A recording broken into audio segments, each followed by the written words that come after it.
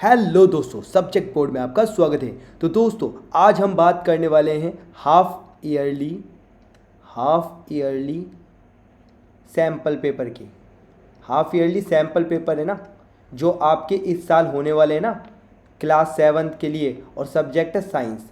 जो इस साल आपका है ना हाफ ईयरली एग्जाम होने वाला है, इस रिगार्डिंग हम आपके लिए एक बेस्ट सैम्पल पेपर लेकर आए हैं, जो कि आपके एग्जाम पॉइंट ऑफ व्यू से काफ़ी इंपॉर्टेंट रहने वाला है। तो दोस्तों मैं इस सैम्पल पेपर को सोल्व करूं इससे पहले यदि आपने चैनल को सब्सक्राइब नहीं कराएं तो सब्सक्राइब जरूर कर लीजिएगा, जिससे आपको इसी तरह के इन्फॉर्मेटिव सैम्पल पेपर्स की अप टू डेट जानकारी मिलती रहेगी। तो दोस्तों मैं ये इंपॉर्टेंट सैम्पल पेपर को सोल्व करना शुरू करता हूँ, जिसमें आपके एग्जाम में आने की प्रोबेबिलिटी बहुत ज़्यादा है। ठीक है, तो देखो फर्स्ट क्वेश्चन है, which of the following result in soil erosion. देखो सोइल इरोजन होता है डिफोरेस्टेशन के कारण, जब पेड़ कट जाते हैं ना ज़्यादा, तो उससे क्या होती है, मिट्टी ढीले हो जाती है, मिट्टी क्या लूज हो जाती है, जिससे सोइल इरोजन हो जाता है। ठीक है, फिर नेक्स्ट क्वेश्चन है, common name of potassium hydroxide. देखो पोटेशियम हाइड्रोक्साइड होता है KOH, और इसका जो फॉर्मूला होता है ना कास्टिक पोटाश भी कहते हैं इसको। ठीक है, फिर नेक्स्ट है आपका दोस्तों, number of hydrogen atoms in one molecule of NH2CO NH2। वैसे ये फॉर्मूला जो होता है ना वो यूरिया का होता है दोस्तों, है ना। तो इसमें देखो H2 दो बार है, यहाँ पे H2 दो बार है, तो 4 बार हुए ना, 4 एटम हुए ना। ठीक है, अब नेक्स्ट है, normal range of clinical thermometer in Fahrenheit. देखो डिग्री सेल्सियस में नहीं पूछा इसने, डिग्री सेल्सियस में होता तो ये होता, अब फ़ारेनहाइट में इसको बदल दोगे ना तो ये हो जाएगा 98 डिग्री टू 108 डिग्री फ़ारेनहाइट। ठीक है, ये वाला आ जाएगा, बी वाला करेक्ट हो जाएगा। अब देखते हैं नेक्स्ट दोस्तों, तो नेक्स्ट जो क्वेश्चन है मैं बता देता हूँ आपको। अच्छा, wool is compose of natural dash which is biodegradable. तो ये प्रोटीन होता है एक तरह का, ठीक है, नेचुरल प्रोटीन होता है, केराटिन होता है ना उसका बना होता है, प्रोटीन होता है। ठीक है, ये तो हो गए दोस्तों। अब हम MCQ तो दोस्तों हमारे हो गए, अब फिल इन द ब्लैंक्स करते हैं। ठीक है, तो देखो फिल इन द ब्लैंक्स है, देखो are the product of photosynthesis, तो ये एकदम सही है, C6H12O6, C6H12O6 ये होता है आपका, और यहाँ पर ऑक्सीजन भी मिलती है। कैसे होती है इसकी रिएक्शन फोटोसिंथेसिस की, जैसे मान लो CO2 है और इधर पानी, जब ये आपस में रिएक्ट कर लेते हैं ना, और किसकी प्रेजेंस में, सनलाइट, और यहाँ पे क्या होता है, मैं इसमें पेन बदल लेता हूँ, थोड़ा फोकस ज़्यादा पड़ रहा होगा, यहाँ पे क्लोरोफिल। ठीक है, क्लोरोफिल होता है ना, तो क्लोरोफिल और सनलाइट की प्रेजेंस में क्या बनता है, C6H12O6, और साथ में ऑक्सीजन बाय प्रोडक्ट के फॉर्म में ये पेड़ पौधे छोड़ते हैं। ठीक है, तो ये दोनों होते हैं। फिर next, the process of cleaning shared skin is called. तो इसमें जो करेक्ट आंसर आएगा दोस्तों वो स्कोरिंग आएगा, स्कोरिंग। ठीक है, स्कोरिंग। ठीक है, यह आ जाएगा इसमें, स्कोरिंग पढ़ा है ना, जब वो उसको क्लीन करते हैं हम, ये जो आपका होता है ना क्लीन करते शेयर्ड स्किन को, तो ये इसको क्लीन करते, डर्ट से रिमूव करते हैं, वॉश करते हैं, तो स्कोरिंग आ जाएगा। ठीक है, ये स्कोरिंग हो जाएगा। ठीक है, ये आएगा इसमें। फिर नेक्स्ट है, an dash is formed when atom loss and gain electron. जैसे सोडियम है, सोडियम में से एक इलेक्ट्रॉन निकल गया तो ये किस फॉर्म में आ जाता है, Na+, तो ये आयन बन गए ना। अब जैसे Cl है, Cl ने एक इलेक्ट्रॉन ले लिया, तो ये क्या बन जाएगा, Cl-, ये भी एक आयन है, इसको बोलते हैं कैटायन, इसको बोलते हैं एनायन। तो यहाँ पर तो सिर्फ आयन पूछा है तो आयन लिख देंगे। ओके, फिर नेक्स्ट है दोस्तों, 60 degree Celsius is equals to 140 degree Fahrenheit. ये डिग्री सेल्सियस को आप फ़ारेनहाइट में बदल देना, फॉर्मूला होता है आपको पता ही होगा। फिर नेक्स्ट है, डैश एसिड इज प्रेजेंट इन सोर मिल्क। तो इसमें होता है लैक्टिक एसिड। ठीक है, लैक्टिक एसिड इज प्रेजेंट इन सोर मिल्क। ओके दोस्तों, तो दोस्तों हमारे फिल इन द ब्लैंक्स और MCQ तो हो चुके हैं, और ये काफ़ी इंपॉर्टेंट है। ठीक है, ध्यान रखना। अब देखो नेक्स्ट क्वेश्चन है, आंसर इन वन वर्ड और one sentence, what are indicators. देखो इंडिकेटर्स क्या होते हैं, जो आपका एसिड होता है ना, देखो जैसे ब्लू लिटमस पेपर और रेड लिटमस पेपर तो आपने जानते ही होंगे।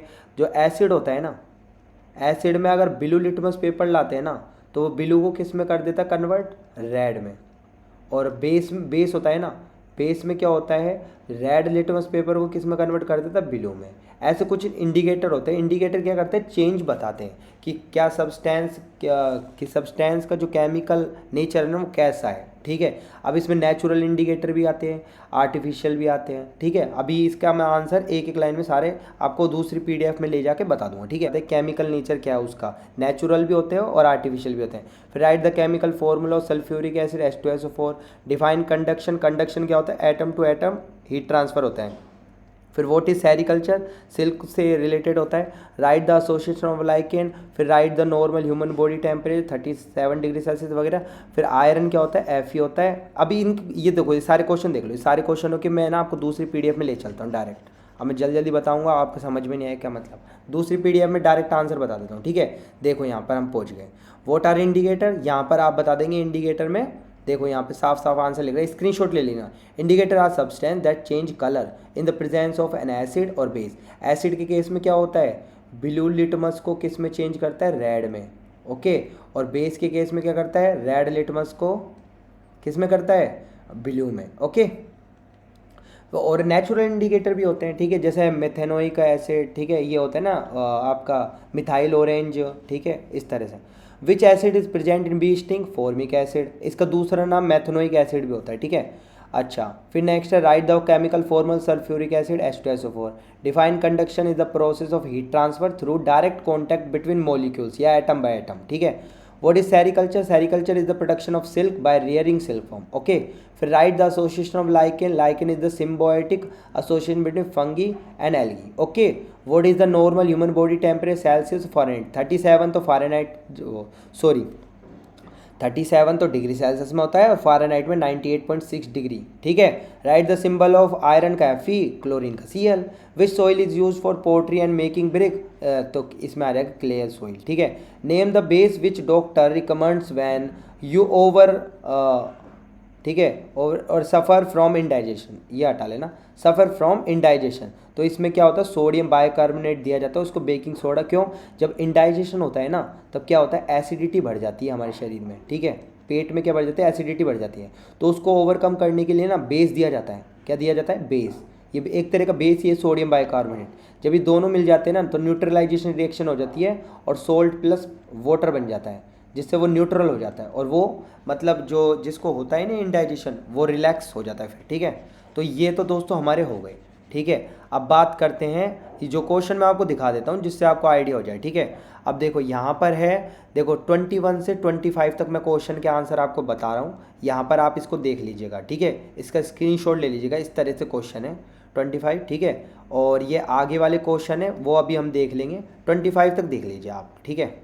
अब देखो सबसे पहले देखो 21 से 25, देखो 21 वाला है 59 डिग्री फ़ारेनहाइट को सेल्सियस में बदलना है, तो ये फॉर्मूला होता है 5/9 F-32, तो यहाँ से निकालेंगे 15 डिग्री सेल्सियस आ जाएगा। फिर next write the SI unit of heat, joule होती है। Write any two uses sodium chloride, इसमें ही लिख देंगे आप, okay. Differentiate between sandy and clayey soil, sandy soil ये होती है, क्लेल सॉइल ये होती है, ये लिख देंगे। Make the formula between sodium and hydro oxide with the help of valency, तो इसमें लिख देंगे सोडियम ऑक्साइड का क्या होता है, Na2O, ओके। फिर balance the equation H2 + O2, H2 होता है, यहाँ पे 2 लगा देंगे, देखो यहाँ पे 4 हाइड्रोजन हो गए, यहाँ पर ऑक्सीजन 2 हो गए। देखो रिएक्टेंट साइड में कितने हैं, हाइड्रोजन तो 4, ऑक्सीजन 2, यहाँ पे देखो हाइड्रोजन कितने हैं, 4 है, और ऑक्सीजन कितने, 2 है, या बैलेंस हो गई ना, ठीक है। Explain any 2 occupation hazard of the wool industry, तो इसमें ये लिख देंगे दोनों, ठीक है। इस तरह से ये आ जाएगा दोस्तों। अब देखते हैं हम नेक्स्ट, तो नेक्स्ट 25 तक ये हो गए। अब नेक्स्ट जो है ना वो हम देख लेते हैं। तो नेक्स्ट जो क्वेश्चन है दोस्तों, यहाँ पर आप देख सकते हो, ये वाले जो क्वेश्चन है इसका स्क्रीनशॉट ले लीजिएगा, ठीक है, यहाँ से आप देख सकते हो। और इनका आंसर मैं बताने वाला हूँ। 30 तक देख लिया, अब 31 से 32 भी देख लीजिए, अभी सारे देख लीजिए आप, है ना। वीडियो को पॉज कीजिए और इसको 1 बाय 1 देख लीजिए, पढ़ लीजिएगा। मैं डायरेक्ट बता रहा हूँ, वीडियो की लेंथ थोड़ी कम हो जाएगी इससे, ठीक है। तो आई होप आपने देख लिया होगा, वीडियो को पॉज करके देख लीजिएगा, है ना। तो मैं आपको बता देता हूँ, ठीक है। अब देखो यहाँ पर क्वेश्चनों के आंसर ये मिल जाएंगे। Why do insectivorous plants eat insect, यहाँ से आप इसका आंसर देख सकते हो दोस्तों, यहाँ से राइट डाउन कर लेना वीडियो को पॉज करके इनके आंसर, ठीक है। फिर नेक्स्ट क्वेश्चन का आंसर ये रहा, फिर नेक्स्ट का आंसर ये रहा, फिर ये रहा, ये रहा, और ये रहा, ये रहा, ठीक है। इसमें से जिसमें भी आपको कन्फ्यूजन लगे ना आंसर में, मेरे को कॉमेंट कर देना, ठीक है। अगर आपको कुछ में मतलब लगता है, कुछ कन्फ्यूज हो, किसी में आंसर आपको गलत लगता है, तो आप मेरे को कमेंट कर देना, ठीक है। 31 के आंसर ये रहे, और वाला पार्ट ये रहा, इसका आंसर ये रहा। 32 का आंसर ये रहा, ऑर्गेनिक और इनऑर्गेनिक एसिड में डिफरेंस। ठीक है, फिर properties of acid and base में ये रहा, explain the right all the steps involve in sharing of wool, तो यहाँ पर ये रहा। ठीक है, इसमें आया था ना स्कोरिंग जो आपका आया था, fill in the blank, washing of wool to remove dirt, देखो ये रहा इसका। ठीक है, फिर ये हो गया। अब देखते हैं नेक्स्ट। तो नेक्स्ट है दोस्तों हमारे पास एक्सप्लेन वाई, एक्सप्लेन यानी 5 प्रॉपर्टीज ऑफ वूल, तो वूल की ये प्रॉपर्टीज है, ये आप बता सकते हो। और फिर 34 का जो है ना, proton 13 electron 13, it losses 3 electron, तो इस पर क्या चार्ज आ जाएगा, +3 ऐसे। ठीक है, ये आ जाएगा। वैसे एल्यूमिनियम का होता है ये 13। ठीक है, लेकिन आपको तो इतना ही बताना था। What will be the number of electron and proton in the ion, तो इलेक्ट्रॉन तो 10 रह जाएंगे, प्रोटॉन 13, क्योंकि प्रोटॉन तो अंदर की तरफ है, इलेक्ट्रॉन निकल जाएंगे। जब 3 रिमूव कर दिए तो इलेक्ट्रॉन तो 10 ही बचेंगे ना। ठीक है, differential between compound and mixture, इसमें ये डिफरेंस लिख सकते हैं। कंपाउंड है fixed composition, mixture do not. Compound are chemically combined, mixture are physically combined. Compound है fixed boiling and melting point, mixture are do not. ठीक है, इस तरह से। तो दोस्तों आई होप ये सैम्पल पेपर आपके एग्जाम के लिए काफ़ी इन्फॉर्मेटिव रहा होगा आपको। तो इसी के साथ ये सैम्पल पेपर यहीं फिनिश होता है। उम्मीद करता हूँ कि सैम्पल पेपर ने आपके एग्जाम प्रिपरेशन को काफ़ी बूस्ट किया होगा। इसी तरह के इन्फॉर्मेटिव सैम्पल पेपर्स की अप टू डेट जानकारी पाने के लिए आज ही चैनल को सब्सक्राइब कीजिएगा और बेल आइकन के बटन को दबाना ना भूलिएगा। तो दोस्तों हम फिर से मिलेंगे, बाय बाय।